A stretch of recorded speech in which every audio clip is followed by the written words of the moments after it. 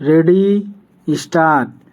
यह सुखद है कि लोकसभा में नेता प्रतिपक्ष राहुल गांधी ने देश में बढ़ते वायु प्रदूषण का जो विषय उठाया उस पर सरकार चर्चा करने के लिए सहर्ष तैयार हो गई।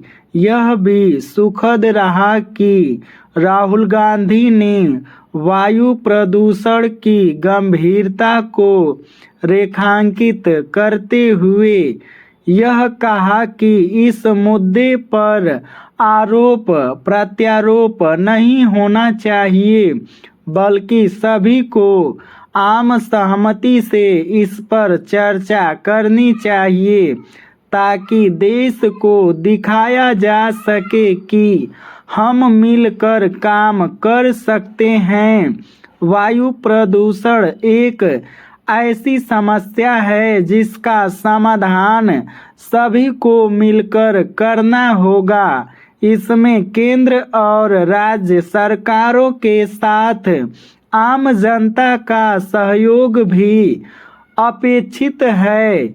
जन सहयोग की अपेक्षा तभी पूरी हो सकती है जब राजनीतिक वर्ग एकमत और एकजुट होकर कारगर उपाय खोजेगा। वायु प्रदूषण पर सार्थक चर्चा के लिए यह आवश्यक है कि उसके मूल कारणों के निवारण पर ज़्यादा जोर दिया जाए। केवल पराली या फिर पटाखों को ही वायु प्रदूषण के लिए जिम्मेदार नहीं माना जाना चाहिए।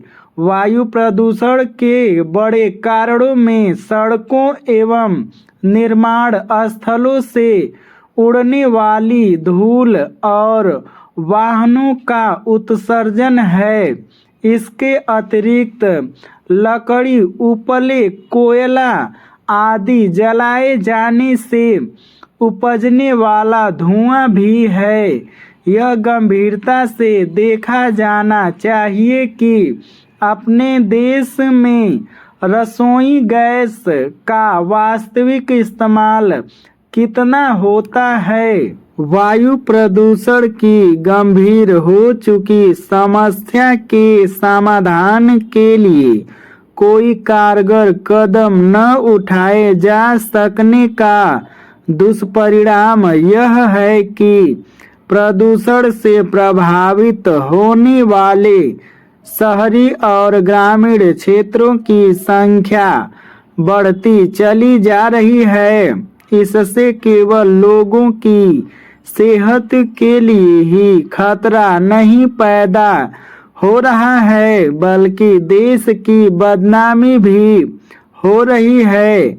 यह कोई अच्छी स्थिति नहीं कि आज जब भारत का अंतर्राष्ट्रीय कद बढ़ रहा हो तब वह बढ़ते वायु प्रदूषण के लिए जाना जाए। उम्मीद की जानी चाहिए कि वायु प्रदूषण पर संसद में न केवल सार्थक चर्चा होगी बल्कि उससे ऐसी कार्य योजना को तैयार करने का मार्ग भी प्रशस्त होगा जिस पर अमल के लिए केंद्र और सभी राज्य सरकारें गंभीरता का परिचय देंगी। वायु प्रदूषण पर चर्चा के लिए सत्ता पक्ष और विपक्ष में जो सहमति बनी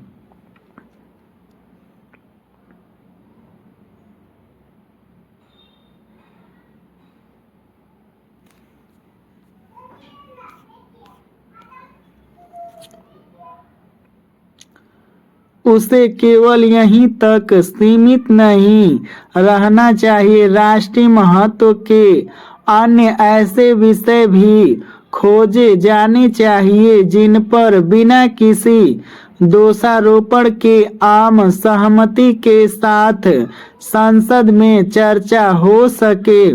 संसद में बिना आरोप प्रत्यारोप चर्चा की आवश्यकता दोनों ही पक्षों को महसूस करनी चाहिए, क्योंकि अब शायद ही कोई ऐसा मुद्दा होता हो जो दोषारोपण की भेंट चढ़ने से बच पाता हो।